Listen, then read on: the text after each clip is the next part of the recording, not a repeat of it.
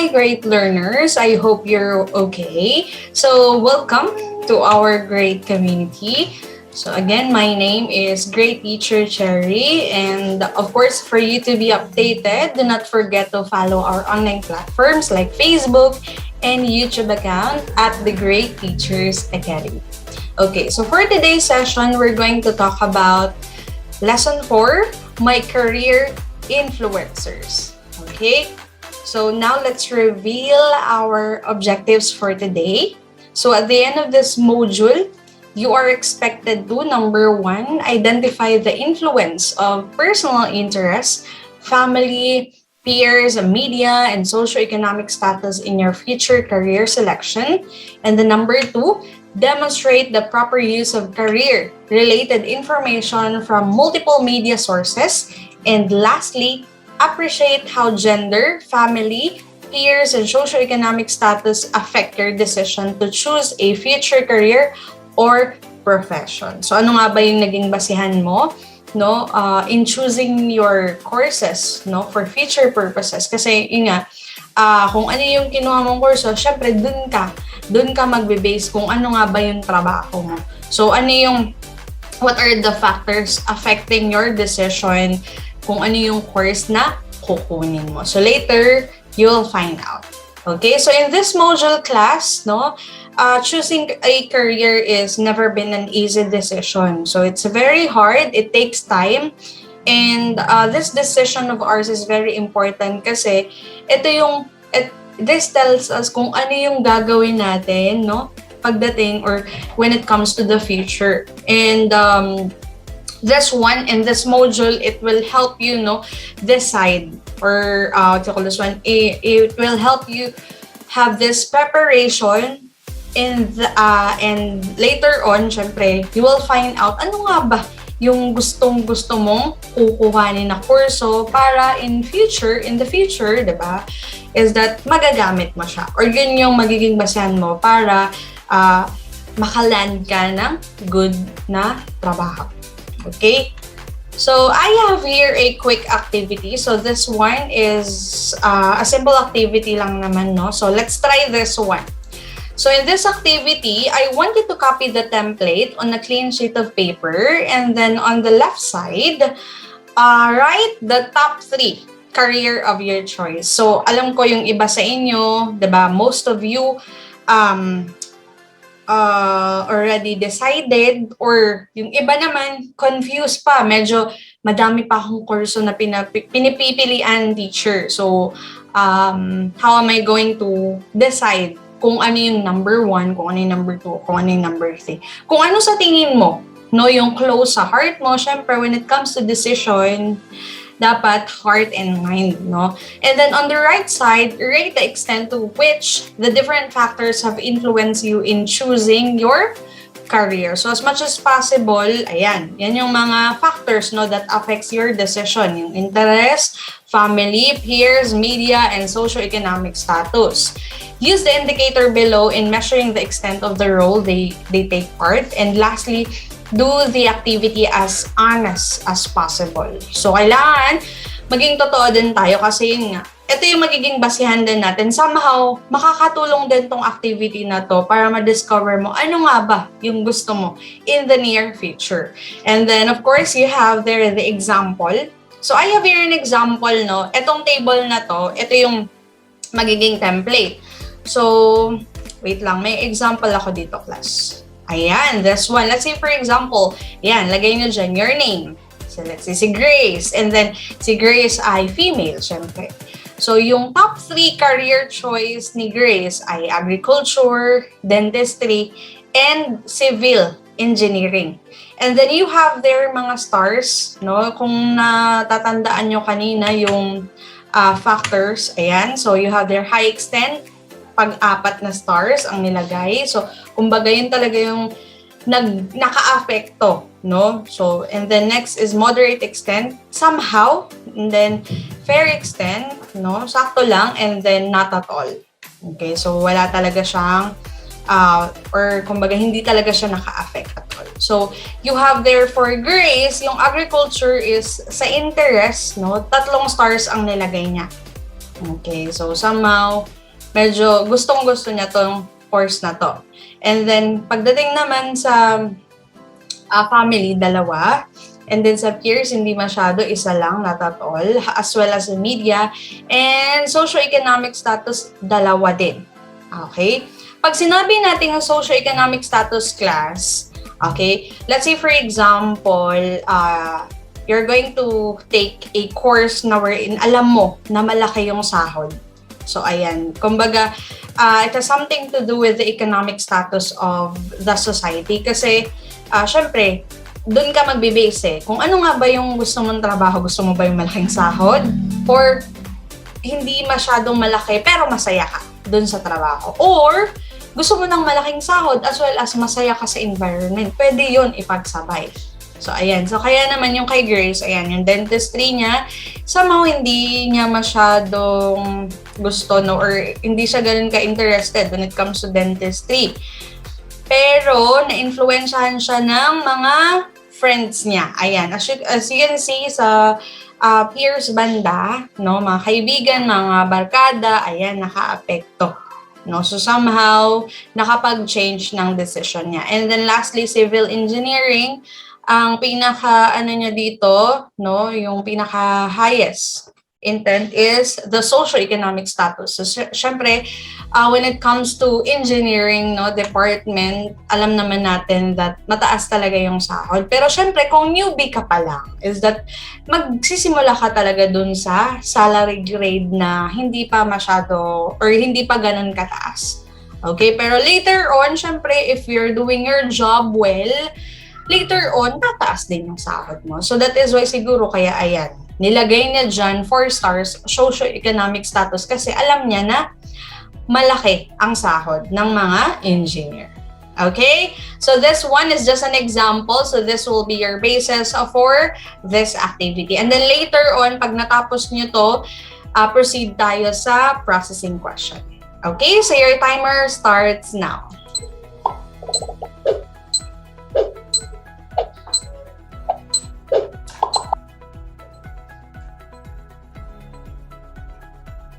Alright, so now let's proceed to the processing question. No? So ito naman, syempre right after the table, ilagay nyo din yung sagot nyo sa processing question. So number 1, how did you feel while doing the activity? Okay, na-excite ka ba? Or somehow medyo nako-confuse ka? Kasi hindi mo pa talaga alam kung ano yung gusto mong gawin. No? Or kung ano yung gusto mong course na kukunin pagdating mo ng college. Okay, did you feel excited, confused? Ayan, explain nyo dyan. Number 1. And the number 2, comparing the results in each factor, which of them has influenced you the most in your chosen career? Which has the least? So let's say, yung kay Grace nga, no, yung example natin kanina, yung highest sa kanya is, yung sa socio-economic status, nilagyan niya talaga ng 4. Kasi alam niya na yung work na yun is malaki talaga ang malaki talaga yung salary. Okay, so pwedeng ganun din siguro yung magiging basehan nyo, no? So ayan, lagay niya lang dyan sa number 2, which is the least and at the same time yung pinakamadami or kumbaga yun yung talagang factor na naka-affect sa'yo. And then lastly, what does it tell you? Okay, so after the activity, ano yung na-realize mo? What do you think, no? Ano yung mensahe ng activity na yon? Gusto mo ba talaga tong course na to? Or you're just, kumbaga, naapektuhan ka lang ng mga friends mo, kaya ito yung naging decision mo na course. Okay, explain. Okay, so your timer starts now.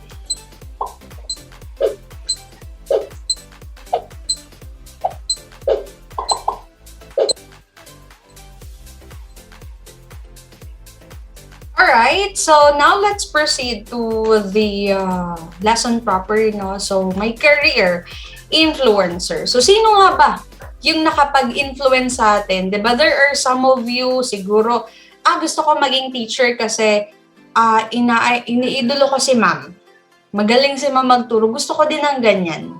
Okay? So, hindi mo inisip yung other factor, ang gusto mo lang kasi, yun nga, na-influensyahan ka ng teacher mo na siguro magaling din. That is why na-inspired ka niya na mag-take ng course ng teacher. Okay, example lang yun. So, in this module class, again, no, it will help you decide ano nga ba yung gusto mo or kung ano yung mangyayari sa career mo in the future. So, of course, basically, your family has a strong influence when it comes to decision making. So, let's say, for example, if you are a family of a doctor, 'di ba? Ang ini-expect nila kaagad sa'yo, ikaw din, magte-take ka din ng no? Ng medicine kasi nga, you are a family of a doctor. So, papa mo, doktor, mama mo, doktor, pero iba-iba kayo ng field. Pero in generally speaking, lahat ng lahat ng members ng family ay doctor. So, syempre, ikaw, as a grade 10 student, example lang to class kung nasa family ka ng mga doctors, syempre, di ba, ang iniisip kaagad nila sa'yo or yung expectation nila kaagad sa'yo is that you also will become a doctor. So that is why yung family natin has what you call this one, strong influence when it comes to decision making. So your exposure to them and the manner they support you to pursue whatever path you take affect your decision in many manners. Meron namang iba, no, because of family, syempre, let's say for example, medyo naghihirap, no, or you are suffering financially unstable. Ayan. So, syempre, ang gusto kang gusto mo in the future is that makakuha ka ng trabaho or makaland ka ng job na higher yung salary. So, yung mga ganong factor. So, pwede din yun, no? And then this gives you confidence in your own ability to explore and select a career path that may or not be what your family influence you to become. So, syempre, hindi naman all the time, no, sinusunod natin kung ano yung gusto ng family natin. So, our decision matters talaga. So, kung ano yung gusto natin talagang gawin, syempre, sundin natin, no? Pero, kung halimbawa lang talaga na you are the breadwinner, wala kang choice eh. Gusto mo talagang maahon sa kahirapan yung pamilya mo. So, syempre, hahanap ka ng course ngayon na it will lead you to a financial stable na. Okay? Siguro yung mga malaki ang sahod na trabaho. So, aside from your family, of course, you may be spending much of your time with your barkadas, no? Kasi alam naman natin na adolescence is a period when you start spending quality time with your friends and classmates. So, aminin nyo, grade 10, no, most of the time, mas may tiwala pa tayo sa mga kaklase natin or nag-share tayo ng secrets sa kanila instead of our parents kasi nahihiya tayo. So, normal lang yan because that is adolescence, no? So, most of the time you spend, no, your quality time with your friends and classmates, no? And this time na nagkaroon kayo ng quality time, you spend most of the time with your classmates and friends, syempre may mga time din, di ba, na napag-uusapan niya din, gusto ko talagang maging nurse. Pero, na-mention ng kaklase mo na, ay maganda din yung flight attendant. Ayan. So, let's say kukuha ka ng course na related sa tourism. So, maganda din yun. And then, mataas din ang sahod. Okay, so pwede yung nakabago ng decision mo, no, when it comes to your career. So they play an important role in aiding you or impeding your decisions in becoming what you truly want. Sometimes teenage is strong that it becomes a deciding factor for them to continue as a group. So may iba naman na nag-uusap-usap na dito tayo sa isang university, mag-aaral tayo dito or dito tayo mag-aaral. Or kukuha tayo ng course dito na nurse. Ayan, tayong 5, kuha tayo dito. Dapat sabay-sabay din tayong gagraduate. So yung mga ganun, may mga ganun kayong goal, which is normal siya. And then yun nga lang, as I've said earlier, may mga factors nga that affects, no, your decision. Hindi lang barkada. So again, merong family, socio-economic status. Okay? Or talagang hilig mo lang talaga siya, interest. So, self-interest mo lang din talaga.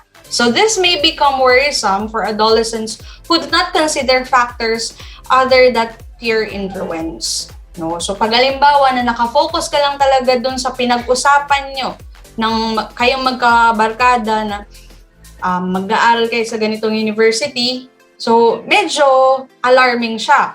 No, pag halimbawang doon ka lang nakafocus, hindi mo na tinitingnan yung other factors. Kasi, yun nga, baka for the meantime lang yun. Yung want na yun na, o nga, no, magandang mag-aral dyan. Pero, di ba, once you've started kasi, mahirap nang lumabas or mahirap nang umexit. Kasi pag once nag-start na yung school, di ba, mahihirapan ka nang mag-shift. So, ganon yung mangyayari. So, it can lead you to, syempre, pagdating siguro or pag-graduation na, after graduation, maghahanap ka na ng work, yun, marirealize mo na hindi pala yun yung gusto mong course. Talagang naapektuhan lang yung decision mo dun sa mga friends mo. So, that is why medyo nakaka-alarma siya. No, however, some also see this as a good influence, especially when peers generally considered support to individual dreams. So, meron namang iba na talagang they stay as a group, no? Merong iba sa TikTok, may mga ganyan, no? Yung mga nag-share sila ng journey nila, magbabarkada from college days hanggang nag-take na sila. Let's say, ang kinuha nilang course as teacher. So, maraming ganon, di ba? Yung mga nagsishare sila ng contents na we're in. Sinishare nila yung journey nila from becoming a teacher. So, nung nag-aaral pa sila, hanggang sa nag-take sila ng board. So, hanggang before pala sila mag-take ng board, nag-review, sama-sama silang nag-review. And then after that, sabay-sabay din silang nakapasa. No? So, which is good. Kasi, yun nga, merong support sa bawat isa. Pero yun nga, what if pagdating sa dulo, biglang nawala din yung friendship or biglang nagkawatak-watak din kayo. So, yun yung medyo alarming. Okay? So, consequently, multiple sources of career-related information are importance in the process of career decision-making. So, this can be found on career websites, government and private agencies, and school advocacy programs. So, don't worry, I think meron naman yata, or most of the schools right now is talagang nagkakaroon ng career orientation, no, na wherein tutulungan talaga kayong makadecide kung ano ba talaga yung gusto nyo pagdating ng college. So, it doesn't mean naman na this coming senior high school days nyo, ang kukunin yung kurso is, ang kukunin yung strand is STEM, no? It doesn't mean naman na pagdating ng college, related talaga sa science and technology yung course nyo. Hindi naman ganun, okay? So, pwede naman kayong mamili, okay? So, you can view the link provided to the Inform and the in-demand, hard-to-fill jobs, the emerging industries, and other information which will help you broaden your career information. So, tandaan niyo, di ba, nagka-pandemic. So, talagang, ang ngayon, yung trend ngayon, when it comes to the world of work or job, is that yung work from home na setup. No? So, maraming ganon. So, actually, the IT industry, ayan, nangunguna sila when it comes to work from home setup kasi halos lahat ng mga web developers ngayon kumikita ng nasa bahay lang. Or yung iba naman, freelancers, yung iba nagve-virtual assistant. So, di ba? What if yun talaga yung gusto mong gawin? Gusto mo lang magstay sa bahay pero kumikita ka. Take note class itong mga to, high paid din sila kasi yung iba, kumikita dollars din. Kasi yung mga client nila is abroad or siguro from the US or United Kingdom. So talagang dollars ang kitaan. So malaki din, no? So this also can change your, your perspective when it comes to choosing your career. Okay, so number one agency or government agency that we have is, you have there the Department of Labor and Employment. So, ayan yung logo ng DOLE. So DOLE is a national government agency mandated to formulate and implement policies and programs and serves as the policy advisor arm in the field of labor and employment. So most of the time, pag may problema tayo sa employer natin, no, pagdating ng panahon, syempre, lahat naman tayo, 'di ba? Ang gusto natin makapagtrabaho ng maayos in the near future. So, pag once nakaland ka na ng job, okay, familiar na kayo dito sa DOLE. Okay, so DOLE class, hindi lang siya, so this one, pwede nyo siyang lapitan, no? Or pwede kayong lumapit sa office ng DOLE once you have a problem with your employer. Pag hindi kayo pinapasahuran ng maayos or may mga bonuses or incentives na hindi binibigay pero nakalagay sa kontrata, pwede nyong lapitan yung DOLE, yung office ng DOLE para manghingi ng tulong or advice. It envisions that every Filipino workers attains a full, decent, and productive employment. So, you can access this one through their website, www.dole.gov.ph. So, ayan, number 1 yan siya. Next is, meron din tayong tinatawag na Bureau of Local Employment. So, BLE naman, it focuses on the local employment promotion and administration.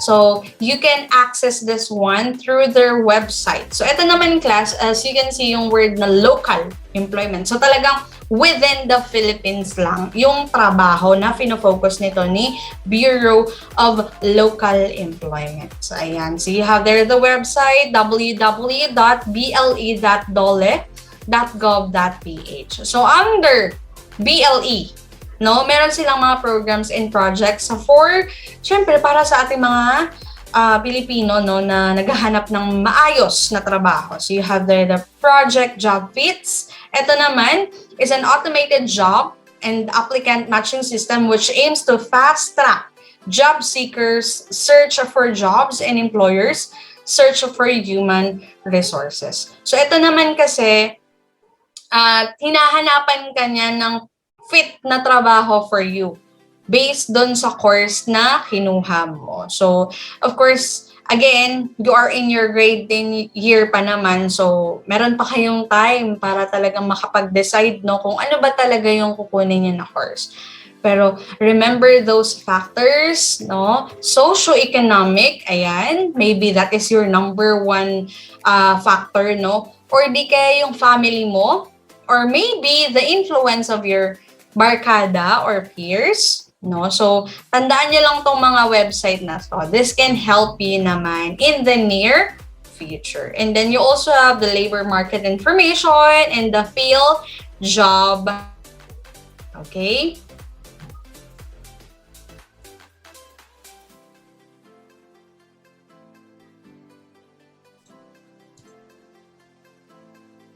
Alright, so going back. So after this one, so let's have another activity naman. So what have you learned from the discussion that we have? So again, in this activity, I am going to ask you to write an essay of at least 3 paragraphs guided by the question below. Do this on a clean sheet of paper. So number 1 question, what is really your main consideration in choosing your future career? So again, yung mga factors like socioeconomic status, friends, no, peers, or pwede din naman self-interest mo talaga siya, or maybe because of your family. Okay, so ano yung kina-consider mo talaga in decision making. So what can help you to be more certain with your future career? So, ano ba? Naghanap-hanap ka ba ng mga websites or so this one, or nag-search ka ba kay Google? What are the top 10, no, highest paying job? Okay, yung mga matataas na salary. Okay, pwede din yon. And then number 3, how can you help yourself to pursue your future career? So, syempre, pag once naka-decide ka na, how can you help yourself with that? Okay? So, your timer starts now.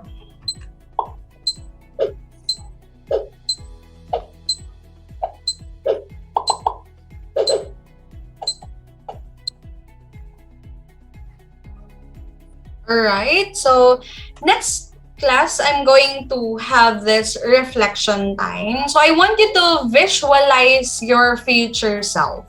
Let's say, after ng activity na yun, nakadecide ka na talaga kung ano yung gusto mo. Let's say, gusto mo maging abogado. Ayan. Visualize your future self. No? How do you look like? What keeps you busy daily? How do you feel about your status at the time? Medyo nakaluwag-luwag na ba? Make your own future self-portrait on a short bond paper using whatever coloring materials available at home. So, i-drawing nyo yung future self nyo, no? Kung sa tingin nyo anong nangyari sa inyo pagdating sa future.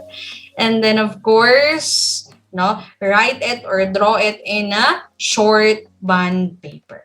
Okay, so I hope this activity will help you talaga, will help you decide what will be your career in the future. Okay, so I think that's it, great learners. So thank you again for watching. No, so don't forget to follow our online platforms at Facebook and YouTube account, The Great Teachers Academy. And see you again, great learners. Bye!